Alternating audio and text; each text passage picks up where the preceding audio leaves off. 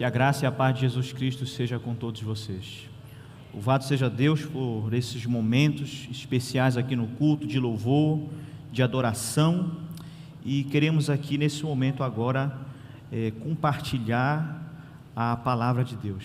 Nós vamos então tratar de um tema muito relevante, ainda na série Santo, que nós estamos fazendo aqui todos os segundos sábados aqui desse mês, e essa série, tenho certeza que tem sido uma bênção na vida de cada um de nós. E essa série nós aprendemos o que significa a santidade, o que significa Deus ser santo. Nós aprendemos o processo da santificação, e hoje nós vamos abordar o tema que é santidade e a pós-modernidade. Alguém poderia perguntar, mas por que esse tema então, um tema como esse? Devemos lembrar que Deus nos chama nesse tempo para ser santos, assim como Ele é. Eu quero convidar vocês a abrirem a Bíblia, Salmo 24.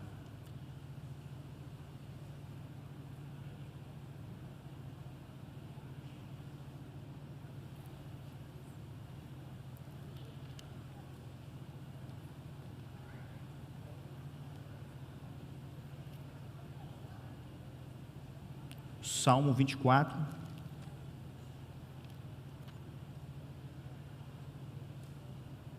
verso 3, que diz assim: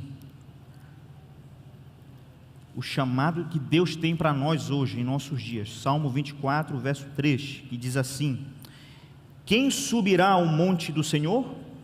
Quem há de permanecer no seu santo lugar?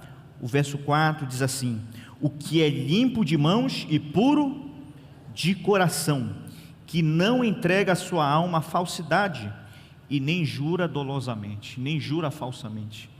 Então nós vemos aqui que esse tema é muito importante para nós hoje, porque a santidade é algo tão importante que a Bíblia diz assim, que não subiremos ao monte do Senhor.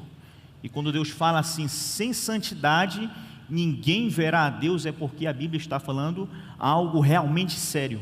O tema da santidade: ninguém verá a Deus, ninguém estará no monte de Deus se não for santo.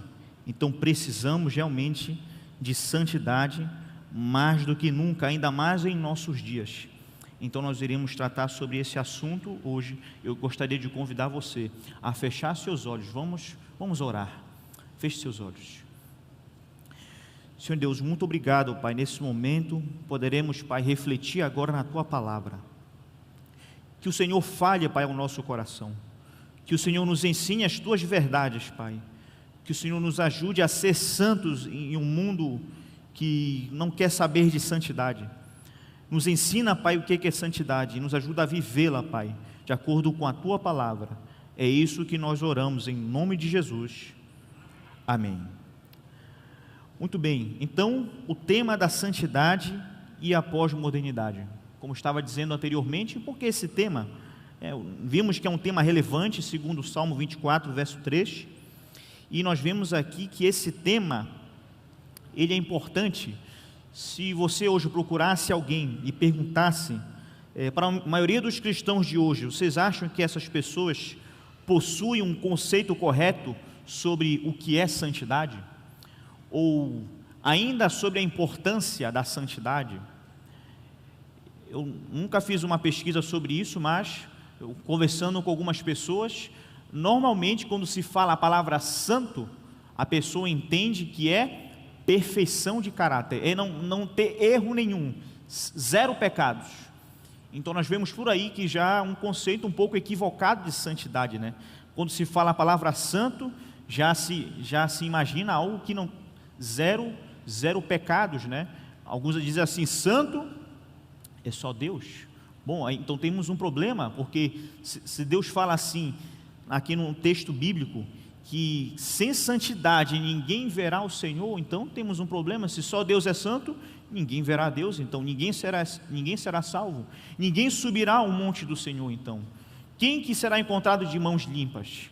Bom, temos que entender isso. A santidade tem a ver com, como já foi explicado aqui na série, o pastor Eberton pastor Yuri já analisaram muito bem essa questão da santidade ser algo que tem a ver com separado, ser algo que tem a ver com ser diferente, não necessariamente perfeição de caráter. Isso nós teremos quando Jesus voltar e nós formos então totalmente glorificados. É nesse sentido então que seremos perfeitos de caráter, mas estamos desenvolvendo um caráter semelhante a Cristo, a imagem de Deus.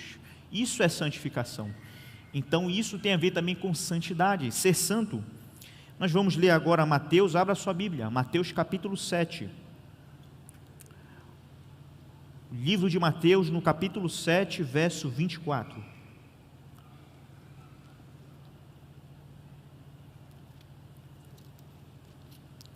Mateus capítulo 7, verso 24 a 28. Olha o que esse texto nos diz aqui. Você já conhece essa história, a história dos dois fundamentos, as duas casas que são construídas. Lemos aqui então, Mateus 7, 24. Já achou aí? Então vamos ler, verso 24.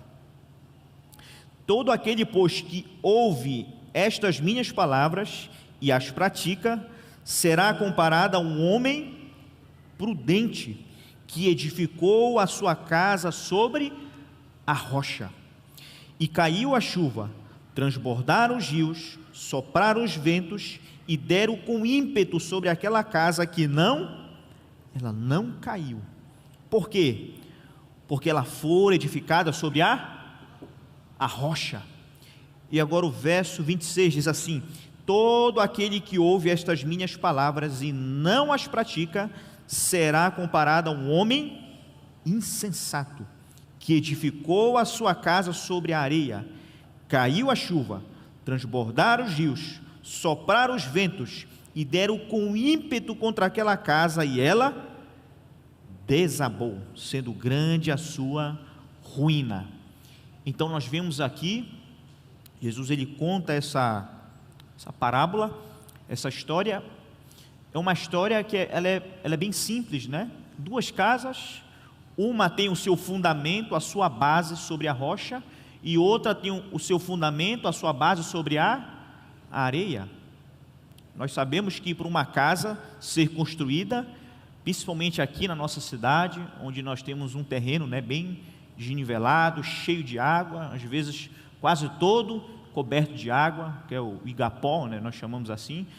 Antes de construir a casa, uma casa sólida, uma casa pesada, de alvenaria, precisa ser feito o que antes da construção?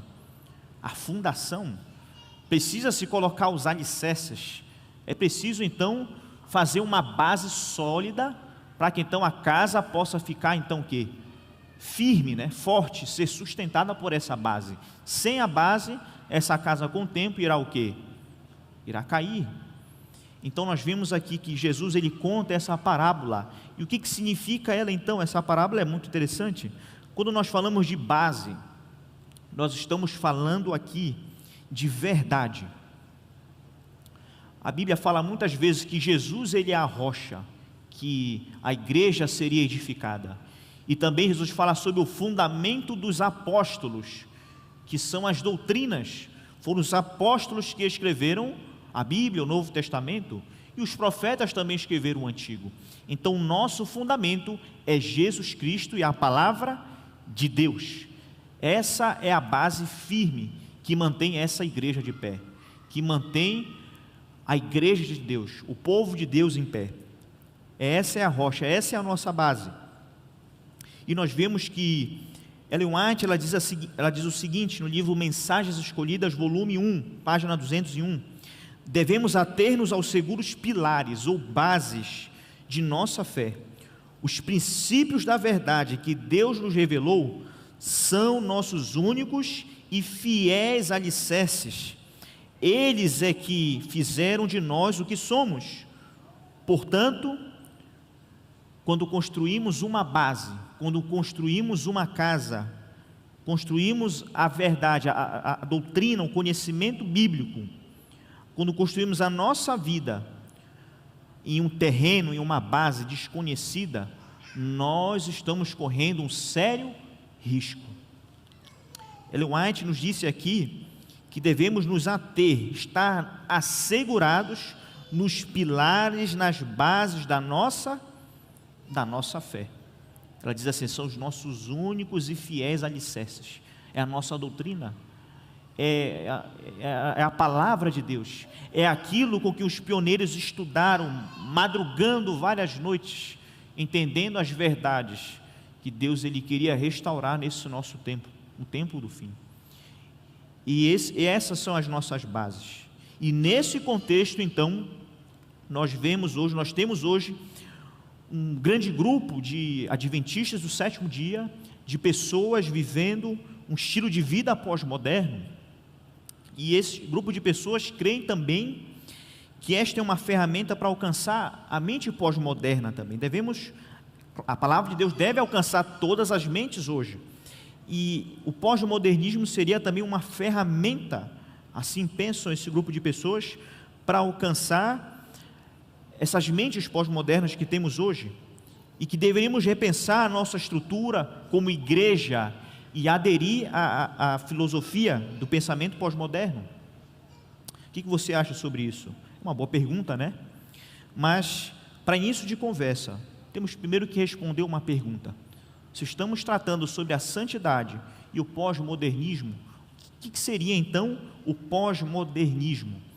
Nós temos que voltar um pouco atrás e lembrar da sua origem. Para muitos autores se dá ali no final da década de 1940, naquele período ali pós-guerra. E o que acontece então nesse momento? Antes disso, o mundo vinha passando, antes de 1940, bem antes, o mundo vinha passando por uma revolução em várias áreas da ciência, das artes, que nós chamamos de modernismo, e nesse momento houve um crescimento exponencial da ciência, crescimento tecnológico, crescimento do saber científico. O ser humano então estava desenvolvendo coisas que não conseguia fazer com a revolução industrial, a revolução tecnológica. Então a ciência estava prevalecendo dentro do pensamento filosófico da época. Isso é o modernismo. Porém, temos que lembrar que nesse período a abordagem filosófica cientificista, que significa que para algo ser verdadeiro, qualquer coisa deve ter comprovação através do método científico, e o que não fosse provado pela ciência era resto, não poderia ser verdade. E esse pensamento afetou os conceitos da época, afetou os pensamentos da época, afetou as filosofias. Tudo tinha que passar pelo crivo da ciência, o pensamento moderno. E nesse momento então, o modernismo ali, século XVIII, XIX, e nessa época também nós temos os primeiros adventistas. Eles surgem em um contexto do século XIX, e eles também procuram provar, não num tubo de ensaio como a ciência fazia, mas pela Bíblia, que aquilo que eles criam estavam corretos. As suas doutrinas, a sua mensagem, as profecias, eles provavam através da palavra de Deus.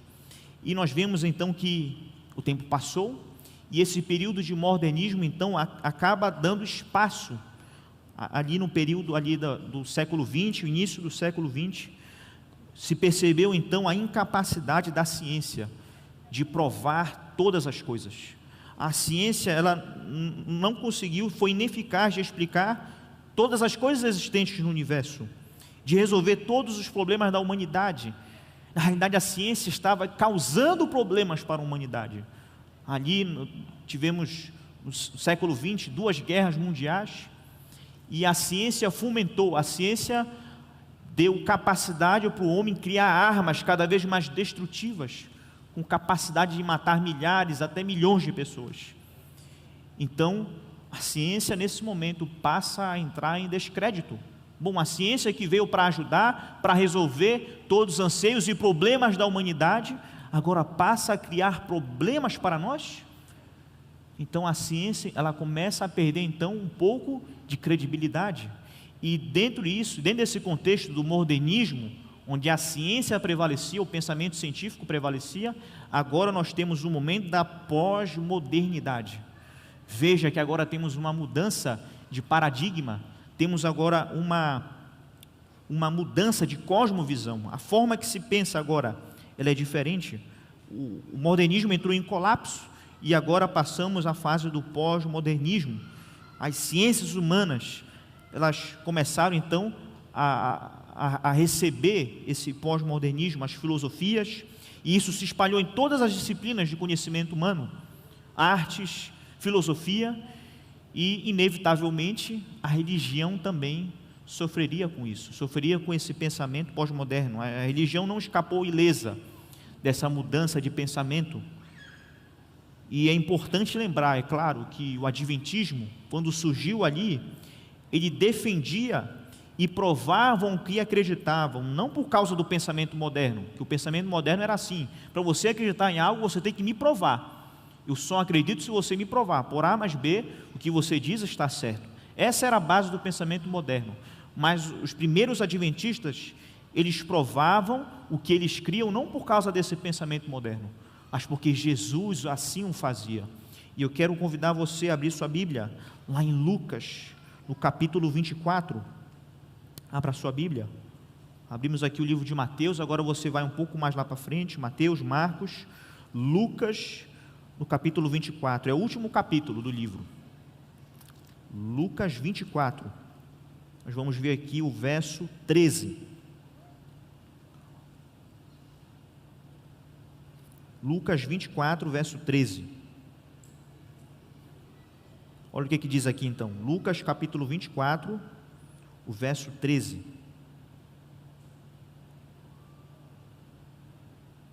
já achou aí? Lucas 24, verso 13? Eu vou ler e diz assim, Lucas capítulo 24, o verso 13, diz assim mesmo: naquele mesmo dia, 2 deles estavam a caminho para uma aldeia chamada Emaús, distante de Jerusalém, 60 estádios. Então, veja aqui, naquele dia, que dia é esse? Se você ler um pouco mais atrás, você vai ver que é o dia que Jesus ressuscitou, é o domingo de Páscoa, é esse dia que o texto está falando aqui. E o que acontece então nesse dia? O verso 14, então esses 2 amigos, esses 2 discípulos de Jesus, eles iam conversando, verso 14, iam conversando a respeito de todas as coisas sucedidas. Que coisas eram essas? Os acontecimentos da morte de Jesus, a crucifixão. Ninguém ainda sabia que Jesus havia ressuscitado, até esse momento. Na verdade, as mulheres já tinham visto Jesus, mas eles não sabiam. E agora aqui diz aqui o verso 16, verso 15, e aconteceu que enquanto conversavam e discutiam, o próprio Jesus se aproximou e ia com eles. Mas olha que algo interessante acontece aqui, o verso 16, os seus olhos, porém, estavam como que impedidos de o reconhecer. Tinha algo que impedia esses 2 discípulos de reconhecer quem era Jesus, e Jesus estava bem na frente deles, e Jesus então passa agora a caminhar junto com aqueles 2 discípulos, e vamos ver agora aqui o verso 19, que diz assim, verso 19, ele lhes perguntou, quais ocorrências então? Eles explicaram o que aconteceu a Jesus o Nazareno, que era varão, profeta. Eles criam que Jesus era somente um profeta, não criam que Jesus era o Filho de Deus, tanto que no verso 21, olha o que diz aí, acompanhe comigo, nós esperávamos que fosse Ele quem havia de redimir a Israel, Jesus fosse um libertador político da época, que viria para libertar Israel do jugo romano, mas não era esse o sentido, não era essa a missão verdadeira do Messias, não era libertar o povo do jugo romano, mas libertar a humanidade de seus pecados. Mas eles não entendiam isso. E o que Jesus então fala para eles?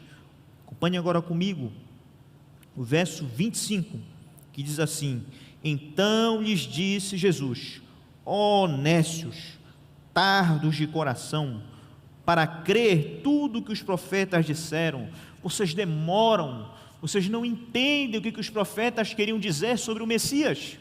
E o que Jesus então faz com eles? Olha o verso 26. Porventura não convinha que o Cristo padecesse e entrasse na sua glória? Não era isso que a palavra de Deus dizia? Quando Isaías fala sobre o servo sofredor que viria para sofrer, seria esmagado, moído pelas nossas iniquidades. Que Messias é esse que vocês estavam pregando, que vocês acreditavam? O Messias verdadeiro é esse. E Jesus mostra, aonde que Jesus mostra esse Messias verdadeiro? Verso 27. E começando por Moisés, e discorrendo por todos os profetas, expunha-lhes o que a seu respeito constava em todas as Escrituras. E é interessante, a palavra expunha-lhes aqui, a palavra no grego é diermeneu, que é a palavra que nós usamos para hermenêutica. Hermenêutica é uma matéria, uma ciência, uma área do conhecimento que serve para interpretar alguma leitura, no caso aqui a palavra. Então Jesus, ele interpreta a Bíblia. Como que Jesus faz isso? Ele começa desde Moisés e ele vai por todas as demais Escrituras. Então era assim que Jesus fazia, era assim que Jesus entendia e interpretava a Bíblia. A Bíblia interpreta a si mesmo. Veja que Jesus não usa aqui nenhuma filosofia da época para entender a Bíblia, ele usa a própria Bíblia para entender a Bíblia. É um princípio que todos nós conhecemos, um pouco aqui, um pouco ali. É assim que nós aprendemos no estudo bíblico. E não foi Jesus dando um estudo bíblico para os 2 discípulos aqui, para que eles entendessem quem era o Messias? Pois então, era assim que os pioneiros adventistas faziam. E não tinha que ver com o pensamento com o pensamento moderno, de o que você fala, você tem que provar o que você está falando. Mas na Bíblia é assim. Jesus era assim, o que ele falava, ele provava o que ele dizia. Aonde? Lembra quando Jesus argumenta com Satanás, o que ele usa? Está escrito. Está escrito. E o próprio Satanás também tenta usar o está escrito, mas distorcido. Mas Jesus apresenta o está escrito verdadeiro, o está escrito sem distorção, o está escrito que concorda com ele mesmo, com a Bíblia. Pois vemos que nesse momento, esse contexto então de modernidade, eu creio que vocês já puderam se situar um pouco, modernidade e a pós-modernidade. Então é nesse contexto que surge então esse pensamento pós-moderno. Entrou em colapso o pensamento moderno. A ciência não conseguia resolver todos os problemas da humanidade. E agora, que tipo de pensamento então vamos ter? E é nesse momento que surge então o pós-modernismo. E surge então nesse contexto, alguns até devem lembrar, surge um grupo chamado os hippies, né? Já ouviram falar dos hippies? Eles têm aquela famosa frase, né, que é paz e amor, né? Eles têm essa frase, ele surge ali na década de 70, através dessa influência do pensamento pós-moderno. E eles têm um pensamento, né, a ideologia, o pensamento de essas questões de verdades absolutas. Isso para eles não existia, esse negócio de verdades absolutas. O que para eles era importante porque aqueles que acreditavam em verdades absolutas, aqueles que provavam tudo pela ciência, estavam destruindo o mundo, estavam poluindo o mundo, estavam causando guerras no mundo. Então eles pensaram assim: bom, se esses que usam a ciência estão fazendo tudo isso, para a gente esse negócio não importa, de verdade absoluta. Queremos paz e amor, queremos viver aqui em nossa comunidade e nos sentir bem aqui. Esse é o pensamento que tinha em meio àquele grupo. Era o pensamento de que eles queriam apenas viver as suas experiências, sem se preocupar com alguma verdade absoluta, sem se preocupar com uma ética, com uma moral absoluta. Apenas queriam paz e amor. Nos deixem quietinhos aqui, no nosso grupo, vivendo as nossas experiências, nos sentindo bem aqui na nossa comunidade, e o pessoal que quer provar por A mais B as coisas, eles ficam destruindo o mundo aí. Então é melhor ser assim, desse jeito, que para você é verdade, para mim não pode ser verdade. Então era esse pensamento que se propagava cada vez mais, e foi afetando diversas áreas do conhecimento de hoje. E podemos até dizer que hoje, infelizmente, parece que temos essa repetição de pensamento, né? Pessoas que querem, que na verdade que não querem saber de conhecimento bíblico, não se importam com doutrinas bíblicas, com as regras bíblicas, com doutrinas, e querem apenas viver a sua experiência em sua comunidade, e isso é importante, é claro, mas nada disso pode estar acima da experiência da palavra de Deus. Mas há grupos de pessoas assim, dentro do adventismo, que se preocupam apenas com a sua comunidade, com as suas experiências, e esquecem das doutrinas bíblicas, das regras bíblicas, e enxergam a igreja apenas como um momento de lazer, um momento para encontrar amigos, mas fica só por aí. E lembrando que isso é importante, a igreja também é um lugar para encontrar amigos especiais. Nós teremos, logo à tarde, teremos um JA especial com a temática da amizade. Então venha, será um JA especial, mas lembre-se que a igreja não é somente isso. A igreja é um lugar de adoração, a igreja é um lugar santo, a igreja é um lugar onde vamos aqui para aprender e sair daqui alimentados pela palavra de Deus. E quando somos alimentados pela palavra de Deus, nós somos santificados. Quando nós lemos a Bíblia, quando nós oramos, quando nós estamos aqui em comunhão, nós somos santificados.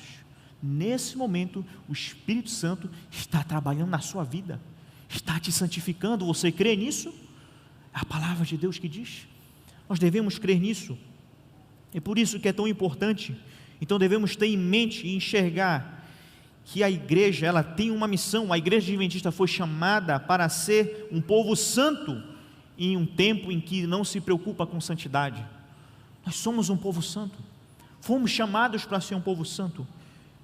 E o que é ser um povo santo? Eu quero convidar você, abra a sua Bíblia, Apocalipse 14, abra a sua Bíblia, Apocalipse 14, verso 12. O que é ser um povo santo na Bíblia?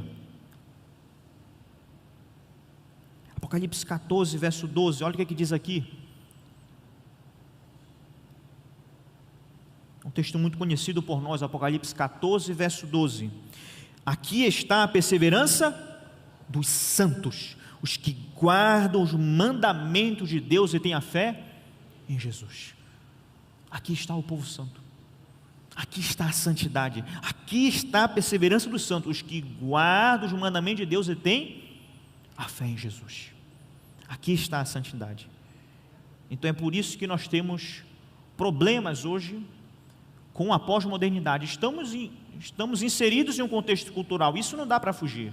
Vivemos hoje um mundo cada vez mais pós-moderno, não há para onde fugir. E a igreja está inserida no mundo e está inserida em culturas diferentes, isso não tem como fugir. Mas agora nós temos alguns problemas, pelo menos dois que eu queria citar aqui. Os fundamentos do pós-modernismo. O primeiro fundamento do pós-modernismo é que não existe uma ética absoluta, não há normas absolutas, não existe uma ética absoluta. A ética, ela se torna relativa nesse contexto do pós-modernismo. Cada ser humano cria a sua essência, e sendo assim, cada ser humano também pode criar a sua verdade. O que pode ser verdade para você, pode ser para mim, e o que é verdade para mim, pode não ser para você. Esse é o pensamento pós-moderno também. Uma sociedade, nós vemos um pensamento líquido, uma sociedade líquida. Cada ser humano cria a sua essência e sua verdade. E como isso se aplica hoje na igreja? Se aplicarmos esse pensamento como ele é, essa filosofia, dentro da igreja, dentro do pensamento bíblico, nós temos hoje o quê? Uma cultura neutra. Uma cultura neutra, e isso afeta a igreja. A música se torna neutra, a roupa se torna neutra, o que comemos se torna neutra, o que assistimos se torna neutro. Nada mais faz sentido. Isso é perigosíssimo. O segundo ponto também, a respeito do pós-modernismo, o segundo fundamento é sobre as verdades absolutas. Não existe verdade absoluta, a verdade é relativa, é a relativização das verdades. Lembra que falamos no início sobre as bases? de termos uma base segura. Tanto a Bíblia como o Espírito de Profecia falam sobre termos uma base segura, a verdade. Agora tudo é relativizado, a base pode ser qualquer coisa. Isso é edificar a casa sobre areia. Isso é preocupante, porque se não existe verdades absolutas, aí que mora o problema. A verdade passa a ser só uma opinião. Então cada um tem a sua opinião. Isso é perigoso. Se aplicarmos isso à Bíblia, para entender a Bíblia, qualquer doutrina da Bíblia passa a ser um ponto de vista. Você guarda o sábado? Tudo bem, eu guardo o domingo. Não, mas vamos estudar a Bíblia aqui. Ok, eu entendi, é o seu ponto de vista. Meu ponto de vista é o domingo, o dia de guarda. O seu é o sábado. Você fica bem, eu fico bem, estou adorando a Deus. Então veja como esse pensamento, quando ele é aplicado, então, quando ele mexe com princípios, nós temos um problema. O leitor se torna mais importante do que a própria palavra de Deus. É o leitor que diz, não é a Bíblia que diz. Eu que imponho meus pensamentos à Bíblia, a minha filosofia à Bíblia, e não a Bíblia que impõe o seu pensamento, a filosofia bíblica, para dentro de mim.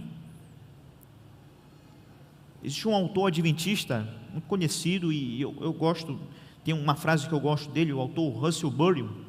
Ele diz assim: muitas igrejas locais, e isso é verdade, muitas igrejas locais estão com uma necessidade urgente de rejuvenescimento. Igrejas precisam rejuvenescer, precisam se moldar, não vamos dizer a cultura, porque às vezes a gente tem esse preconceito cultural, mas vivemos em um contexto cultural, não tem para onde fugir. Mas temos que ter cuidado, quando nós nos moldamos à cultura, os nossos princípios não podem ser negociados. Nunca negociamos princípios, a Bíblia nunca negocia princípios. Então a igreja precisa de rejuvenescimento, mas isso é diferente de modernizar ou pós-modernizar. E ele diz mais assim: como resultado, ouvimos a última moda, queremos experimentá-la na igreja. Algumas modas são boas, outras são tristes fracassos.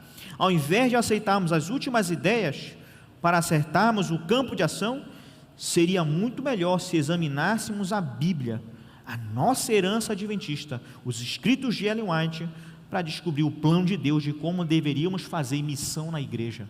Que frase maravilhosa! Em vez de buscarmos métodos atuais, devemos antes recorrer ao principal método bíblico, que é a palavra de Deus, o Espírito de Profecia, que é o nosso fundamento seguro. E eu gostaria aqui de ler com você Gênesis capítulo 4, já estamos encerrando. Gênesis capítulo 4,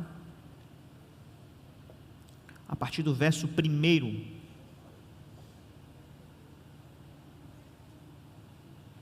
Gênesis capítulo 4, a partir do verso 1. Nós estudamos essa história recente, essa história numa lição da Escola Sabatina que tivemos há 2-3 semanas atrás, que é a história das ofertas de Abel e de Caim. Você conhece essa história? Gênesis 4, vamos ler o verso 3, que diz assim: e aconteceu que no fim dos tempos trouxe Caim do fruto da terra uma oferta ao Senhor, e Abel por sua vez trouxe das primícias do seu rebanho e da gordura deste. Agradou-se o Senhor de Abel e da sua oferta, ao passo de que Caim e da sua oferta não se agradou. Irou-se, pois, sobremaneira a Caim, e descaiu-lhe o semblante. Então, qual o motivo principal de Deus ter rejeitado a oferta de Caim e aceitado a oferta de Abel? Duas coisas. E a revelação de Deus através do Espírito de Profecia também nos diz que Caim, ele seleciona não o que era melhor, mas o que vinha pela frente. Se ele vinha alguma fruta, ele pegava, ele não examinava, ele não procurou dar o melhor para Deus. Já Abel foi diferente, ele tirou das primícias, ou seja, ele separou o melhor que ele tinha e deu para Deus, a sua oferta. Mas também não era apenas isso. Abel ofereceu o que Deus queria, era uma oferta animal, era um cordeiro, o símbolo perfeito do sacrifício de Jesus. Enquanto uma fruta, uma hortaliça não poderia dar o seu sangue na hora da oferta, a oferta de Abel poderia dar o seu sangue. E isso simbolizava perfeitamente o que Deus queria, o sacrifício de Jesus Cristo. O livro de Hebreus diz que sem derramamento de sangue não há remissão. Então, por que Deus rejeita a oferta de Caim? Primeiro, Caim não deu para Deus aquilo que ele tinha de melhor. Segunda coisa, Caim não deu para Deus aquilo que ele queria, aquilo que ele pediu. Então nós temos aqui duas coisas que precisamos colocar hoje na balança. Temos grupos de pessoas hoje na igreja que dão o melhor para Deus, que fazem o melhor, mas às vezes não fazem da maneira que Deus pediu. E isso você pode aplicar em qualquer coisa. Na música, na forma que nós adoramos aqui, pode ser aplicado em qualquer coisa. Que tipo de oferta damos a Deus hoje? Há pessoas que oferecem o melhor da música, oferecem o melhor da adoração, oferecem o melhor que tem, mas não do jeito que Deus pediu, não da maneira que a revelação descreve. Mas também há pessoas que fazem o que Deus pediu, mas não fazem o seu melhor, não oferecem da melhor forma, fazem o que Deus pediu, mas às vezes quando oferecem, não oferecem da melhor forma, oferecem de qualquer jeito.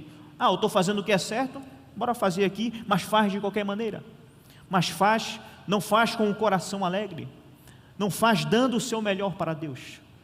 Isso também você pode aplicar em qualquer coisa. Há pessoas que fazem música, que adoram a Deus da maneira correta, mas não fazem com o coração, fazem de uma maneira que nem dá vontade de cantar. Então devemos sim ter esse equilíbrio, oferecer o melhor para Deus, mas oferecer aquilo que Ele pediu. Essa é a oferta que Deus Ele aceita. E o nosso desafio hoje é ser santos, é ser santo como Ele é santo. Esse é o nosso desafio hoje. Em um contexto pós-moderno, onde se relativiza tudo, onde a ética é relativizada, nós precisamos hoje seguir os ditames de Deus, a palavra de Deus, porque se tirarmos a ética, nós tornamos o evangelho sem lei, um evangelho qualquer, um evangelho barato.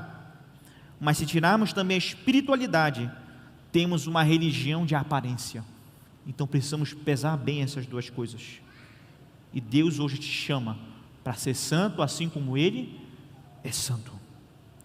A nossa mensagem carrega a nossa identidade, carrega um evangelho que é eterno, um evangelho que é eterno. Não nos esqueçamos de que temos o que temos para esse tempo, a verdade presente para esse tempo, que Deus nos convoca para ser santos, assim como Ele é santo.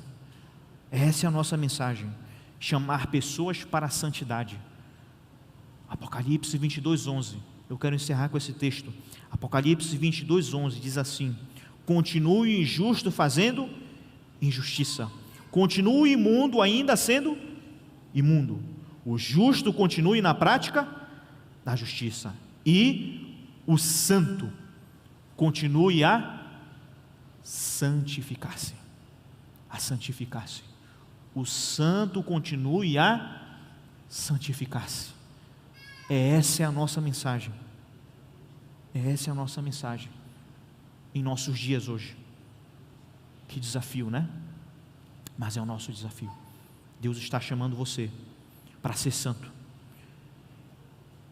E eu quero convidar aqui nesse momento alguém que nessa manhã também aceitou ser santo, assim como Deus é santo. Quero chamar aqui hoje a Maria José, que hoje decidiu nascer de novo, decidiu nascer da água e do Espírito. Alguém que decidiu nascer de novo. E quando nós vemos na Bíblia, então, o que é nascer de novo?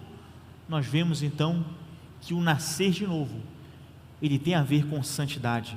Nós somos chamados para ser o quê? Santos, assim como Ele é. E nós temos aqui hoje a Maria José. Temos também alguns familiares aqui da Maria José. Vocês podem também vir aqui à frente acompanhar esse momento especial, esse momento de entrega, queria convidar também o irmão Fabrício, que acompanhou a Maria José nas classes bíblicas da ASA, uma classe muito missionária aqui da Igreja do Marco, uma classe que tem colhido muitos frutos para Deus. E nesse momento nós iremos ver a entrega da Maria José, porque ela decidiu ser santo, assim como o Pai também é santo. Agradecemos ao pastor Alessandro pela exposição da palavra de Deus, a você que está aqui na Igreja do Marco, aos nossos amigos que nos assistem pelo canal do YouTube. Nós estamos aqui no tanque batismal, dentro desta cruz, recebendo a Maria José de Souza Caetano. Ela está aqui para renovar a sua entrega a Jesus, e nós estamos felizes por esta linda decisão. A sua família está por aqui? Temos algum dos familiares? Pode se aproximar para assistir o batismo um pouco mais de perto. Muito bem, eu tenho que fazer 3 perguntas a você, um resumo do voto que você já preencheu e respondeu na ficha batismal. Irmã Maria José Caetano, você aceita Jesus como Senhor e Salvador da tua vida e está disposta a entrar num relacionamento diário com Ele? Aceito. Amém. Irmã Maria José Caetano, a senhora conhece os princípios bíblicos ensinados pela Igreja Adventista do Sétimo Dia, e pela graça de Deus, a senhora está disposta a viver cada um deles? Sim. Pode. Amém, amém. Irmã Maria José Caetano, é desejo da senhora ser batizada de livre e espontânea vontade, para o perdão dos teus pecados, para se tornar membro da Igreja Adventista do Sétimo Dia e contribuir com a igreja, com seus esforços, com seus talentos e recursos para a propagação do Evangelho eterno? Com certeza. Amém. Louvado seja Deus. Tem uma pergunta a fazer à igreja agora. Quantos daqui que estão aqui são membros batizados? Estão dispostos a levantar a mão direita, tomando um voto para que a irmã Maria José de Souza Caetano seja aceita em nossa comunidade de fé? Amém. Louvado seja Deus. Querida irmã Maria, estamos muito felizes por sua decisão, e o céu mais ainda. E nesse momento, seguindo a ordem do Mestre Jesus, para o perdão dos teus pecados, eu, como ministro do Evangelho, lhe batizo em nome do Pai, do Filho e do Espírito Santo, e quem crê, responde com amém. Amém.